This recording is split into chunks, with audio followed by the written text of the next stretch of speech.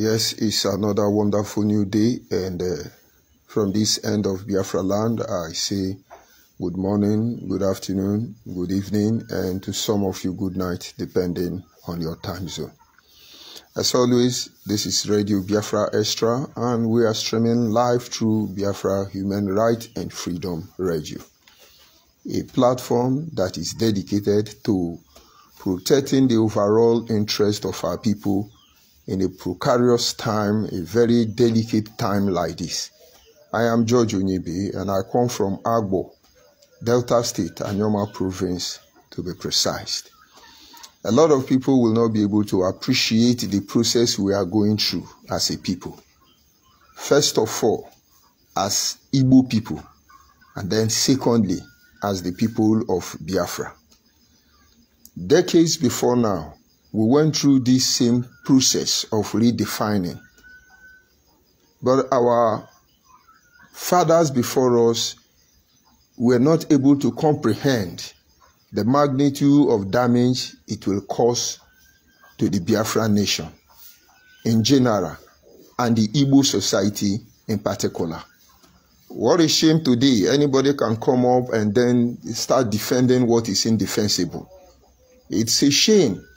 And each time I sit back and I look at some of these things that are bringing reproach to us as a people, it marvels me. What am I trying to say in effect? I'm trying to make you to understand that something went wrong along the way. It was not addressed.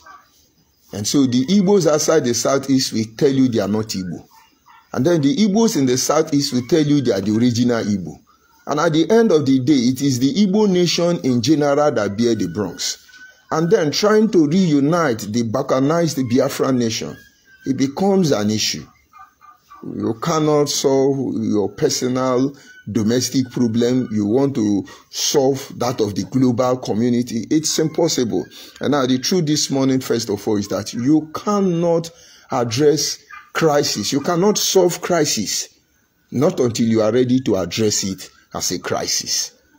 This morning, I want us to briefly look at this very broadcast I titled Addressing Some Issue Regarding Nnamdi Kanu, and then Asari Dokubo, and then we look at some of the areas as he affects the restoration project.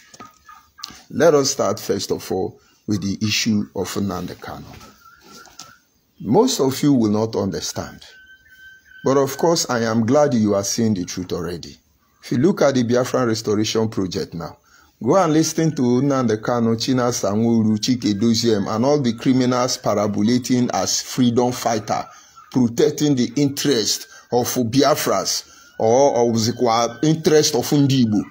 Go and listen to all of them. And then be human, be sincere to yourself for once, and tell yourself, where are we actually going to? Because these are some of the things you hear. The same IPOB under Nnamdi Kanu, first of all, are working very hard to blackmail everybody and to project you as an scapegoat to cover their atrocity. Is it not obvious? Nnamdi Kanu will come and tell you, maybe his media warriors, oh, they are starving him, he didn't eat, they don't allow him to change clothes, he want to wear Isiago, he will be deceiving you. His wife said he's mentally fit, and the other said, no, he is sick, he's barrister. But look at the fine boy, how he is dressing and coming to court. And you tell me you are doing freedom fighting? I want you to look at the issue of Nnamdi Kanu. Lately, the wig seller in South Africa made a broadcast and brought in the issue of Nnamdi. And that guy was vigorously telling you how Nnamdi is stealing money. Nnamdi should be sacked. Nnamdi should be doing. But I told you, Nnamdi is Nnamdi Kanu's sister. How can he sack his sister from a family company? Family business, for God's sake. But since it's not coming from Mazemefo and other noble freedom fighters, you will call them criminal, evil. No. The point is that and then Pekin will say mama no go sleep, he no go sleep. You are coming to reality already. So Nnamdi is stealing money now. I thought it's George ONYIBE is stealing money, which MFO is being paid 10,000. But come to think about it, What will it benefit me to blackmail my own people, to blackmail my own brother? What exactly? And so all this why the system we built to protect our people, creating a platform that enables us to improvise, diversify as of when necessary. This instrument have been compromised and now have become the very instrument of our undoing. And somebody is going to say, hey, focus on your own. But you are an idiot. You don't have sense. That is why you will say that today. And so now the Kanu is there rolling with DSS. Atiku couldn't pave his way. Let me leave it at that. And then everybody is being deceived. China Sanwo-Olu is one side. Simeon Ekpa is on another side. They are cutting down, depopulating Igbo youth. If people like us has not stood our ground, they will be doing that in Abo. They will be doing that in River State. They will be doing that in Akwa Ibom. They will be doing that in the South. But thunder fire that person. But those of you who are in the Southeast, you are enjoying it. Enjoy it. I think we are looking for Biafra. We are not going anywhere. So what exactly is Nnamdi Kanu doing? Now his team of legal team are ripping all of you up. You are secretly making donation to lobby the universe. After all the monthly due we pay for over a decade, after all the contribution people made, should I give you list of lawyers and doctors, members of National Assembly, human being contributing to this project, thinking we are doing the right thing? I see all of them, their body don't cool. One of them from the National Assembly called me some days ago and said, my dear, now I'm beginning to see that thing you said before. I said, no, you have not seen anything yet. Atrocity of Nnamdi Kanu will not be covered. It must be exposed. It's just that those who are supposed to be defending this beacon of light, those who know this truth and supposed to defend this truth, these people now are relaxed, aiding and abetting criminality just to destroy all that is left of us. In that era, we couldn't lobby the universe. Now that Nnamdi Kanu, they are doing abatorie, that is when you are going to get it. And so we have some professional legal team fighting so hard to keep your brain dormant, like that of the colonial master. Are they giving you Clifford Constitution now? Maforsen Constitution? Which one are they quoting for you? But you will not understand. Let's look at how their lawyers are deceiving you. The barrister will come and say, open lamentation. Go and read the lamentation. Please read lamentation. The Lord Chuko Kikabiama will see us through. Are you telling me German lawyers are quoting lamentation? Are you telling me American lawyers are quoting lamentation? Are you telling me Japanese lawyers are quoting lamentation? But our Biafra freedom automatic fighter, we are quoting lamentation. They are thorough. But let's look at it the other way, aside quoting lamentation. I have followed the court proceeding of Nnamdi Kanu in recent time. None of his lawyer will come and tell Bentanyanko or whoever is presiding over the matter, according to decree so and section 4 of article 20 of Nigerian Constitution fraudulent 1947, and it is thereby declared that you don't hear them quote that in the law court.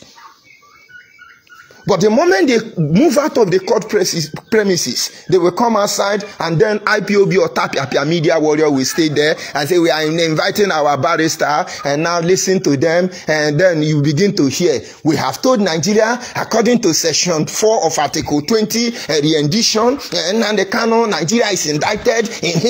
No only outside court on they quote all those sessions, but they need to keep your brain dormant. And you need to come here and insult me, my brother. You see, I have developed defense mechanism, and now your stupidity emboldens me. Ask yourself a question. What is the name of the latest barrister? Disassociate yourself and professionally deal your legal issue. You are following these people to sell the next generation of our people. My brother, one day I want to believe one of you will be provoked and you will sue me. I will answer you. Your life will never remain the same again. Understand what you are doing. You are toiling on the blood of our people, urinating and defecating on the life of our people. You people have not received the revelation or the record of how many lives and family you have destroyed. So go there and do social media talent display. After all, what is Nnamdi Kanu showing you now? They are doing 1 million man march. They are jumping up and down everywhere. They are now doing acrobatic in the name of Biafra. Continue. That is the Biafra of Nnamdi Kanu. And he's doing well. Let me leave him there. Follow him. Be fooling yourself. He's giving you Biafra. Let him collect his money. He's not the first. We have seen the like him before. We want to see how it will end. We will be here because I keep telling you, I am your destiny. I am your doom. If I will follow Nnamdi Kanu to 2 different shrines to take oath to defend Biafra, none of your stupidity or your hopelessness can stop me. I stand between the living and the dead, and I will defend the right of our people to the end. Forget about the rest. And then lately, Asari Dokubo came online and then started saying, he do this to Igbo, he hate Igbo, Igbos are this, Igbos are that. And with pain and agony, I listened to the comment of our people. I listened and I paused for a while. And I know we have a long way to go. Am I telling you I'm a fan of Asari? No. But lately, having been close to him to a certain extent, under the umbrella of the de facto customary government, I may not agree with everything he has done. After all, nobody is perfect. But I begin to see the other side of him I have not seen before. And let's briefly analyze it. Number 1, there is no non-Igbo activist, freedom fighter, militant, or anything you call them, that has come out openly to identify with the Igbo man more than Asari. Is a pipeline security, I agree. He's chopping Niger Delta money, I agree. But mark this word, there is no non-Igbo. If Bibio, Efik, Anam, Idoma, Egalam, Bitoru, I mean, let's leave the Igbo aside. Aside the Igbo that has come out to support the Igbo man openly. He told you he's a Diabane. He told you his descendants are from Aruchiku, and so on and so forth. And then all of a sudden, he came out and registered his displeasure against his origin, from whose lions he came out. You are not concerned to find out what is really going on. You are a social media warrior. We shall see where it will lead us to. And then you are either, it's a evil. Let's leave them. You don't worry. Get yourself. You are Igbo man in the southeast. You are going to pull for any revolution to destroy Nigeria or repair Nigeria. Without your brothers in the south. My brother, you are building in the sky. You are counting from the sky. And I tell you, you can never count correctly. You know the truth. But deceive us so that we can be Mugu. And now, let's look at the other side of this same Asari. Have you people tried to find out how Nnamdi Kanu was evacuated? Have you people find out how many people that sustained that guy before he was released before? Do you know the role Niger Delta Avengers played? How did he settle all of them? Most of your unknown gunmen and ESM, when they were genuine volunteers, who trained them? The Ebubagu given Nnamdi Kanu and his unknown gunmen, nightmare. Who put them through? Who is protecting Igbo man on ground here more than the Igbo man? But you see, like I told you, say what you like. Did I say I'm a fan of Asari? No. But I just telling you, I begin to see something I did not bargain for. He openly showed his support for Biafra. On the inauguration day, he came out boldly and accepted the position of the chancellor, de facto customary government. All of us know the implication. And I swear to God, no Igbo man in the position of Asari will do that thing Asari have done. But how could our own brother become our enemy?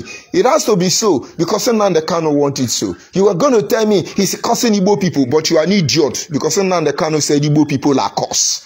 But it's your Messiah. Nnamdi Kanu said Igbo people, it's a curse name. That is what Nnamdi Kanu said. But it's okay, it's convenient, because somewhere along the line, you think you can shift the truth in your own favor.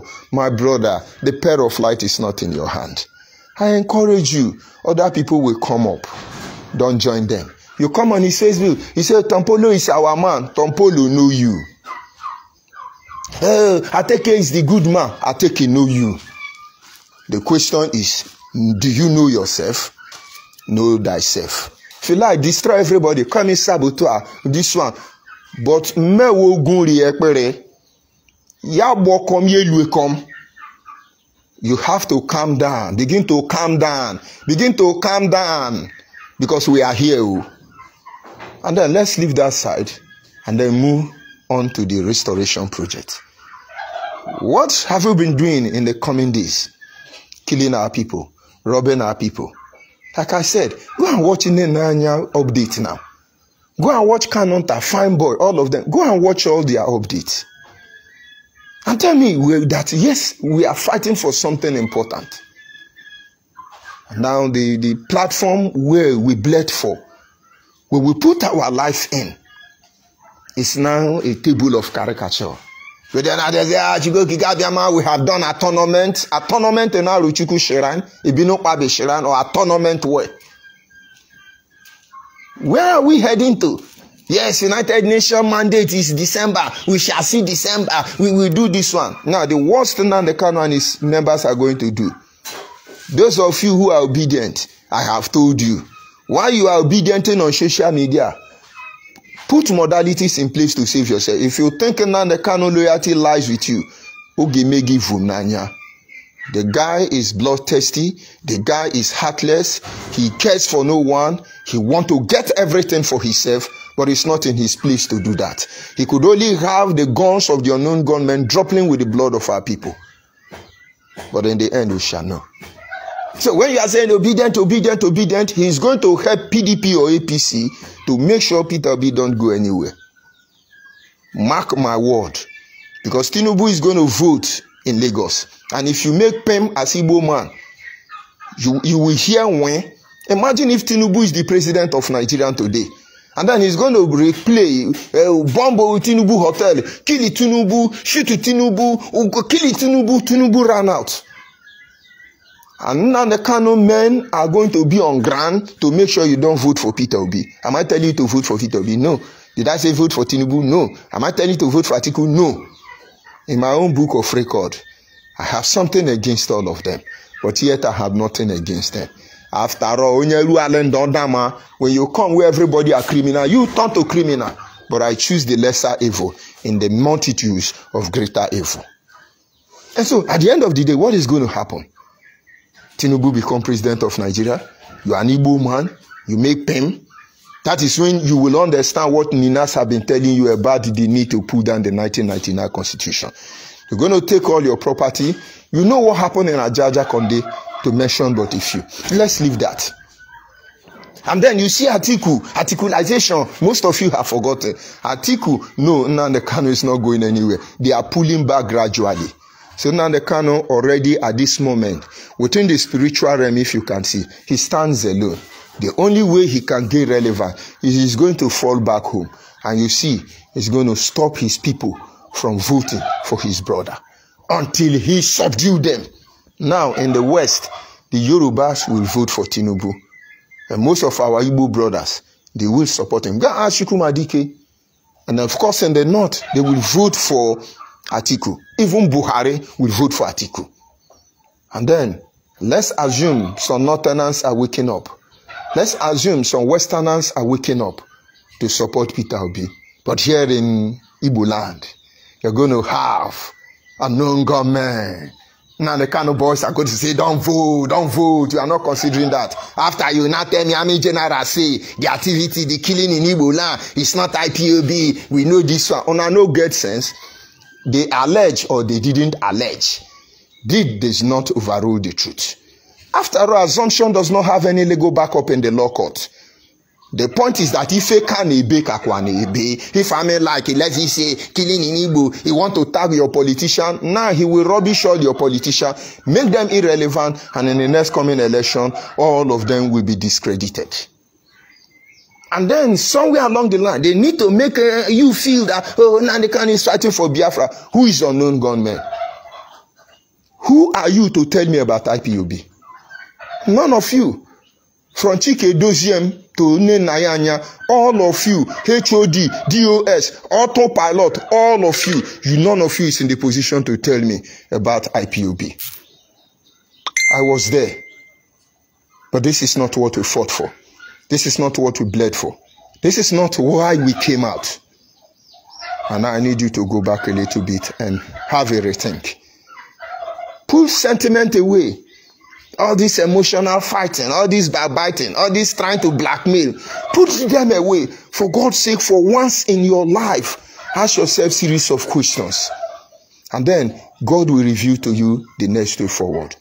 Don't forget this morning that you cannot solve a crisis except you first address it as a crisis. The people of Biafra, there is so much at stake. Let us watch out. IPOB are just common businessmen. It doesn't matter if it's autopilot or anybody. Common businessman. Be wary of them. Goodbye. We'll continue from there later on.